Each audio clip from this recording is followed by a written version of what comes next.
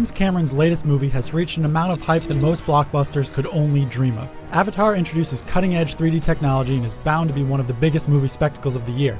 So of course you know what that means, a movie tie-in video game. Avatar the game is actually a prequel to the movie and stars an entirely new character named Abel Ryder.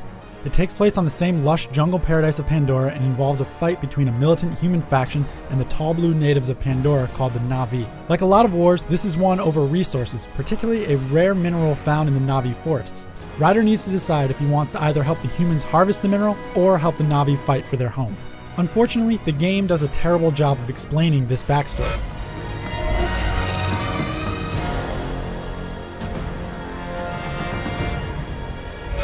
This is a game that's supposed to be a prequel, and yet it almost assumes that you've already seen the movie to make sense of everything. Seeing as how the movie isn't even out yet, that's a big problem. There is an in-game encyclopedia, but that doesn't excuse the poor storytelling in the game. Shaky narrative aside, the world of Pandora does look quite inviting. The entire game is packed with an impressive number of plants and wildlife at all times, so much so that the frame rate sometimes suffers a little because of it. One of the big selling points here is that the game is also fully compatible with 3D capable TVs. Unfortunately, we can't show you these effects in this video review, but trust me, they are indeed a selling point. Bullets come whizzing past your head, the flamethrower looks awesome, and the jungle becomes even more immersive.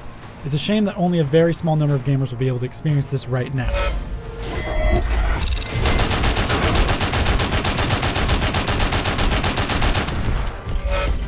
After about the first 45 minutes of the game, you'll be asked to make a choice, to either fight for the humans or for the Na'vi. Depending on what you choose, the game will either become a generic third-person shooter or a generic third-person action game. Shooting as a human is fine, but the Na'vi controls are not very good. They feel sluggish and the camera doesn't really keep up with the action in the best way.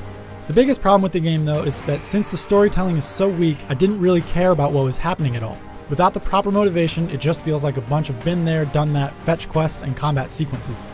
Things like a leveling system, unlockable skills and gear, and side distractions do their best to add meat to the game, but none are fleshed out enough to make them satisfying.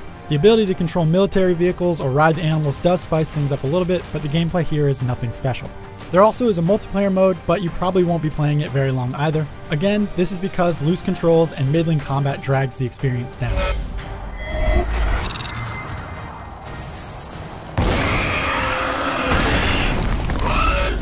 Weak storytelling and unrefined controls are probably not the best introduction to the world of Avatar.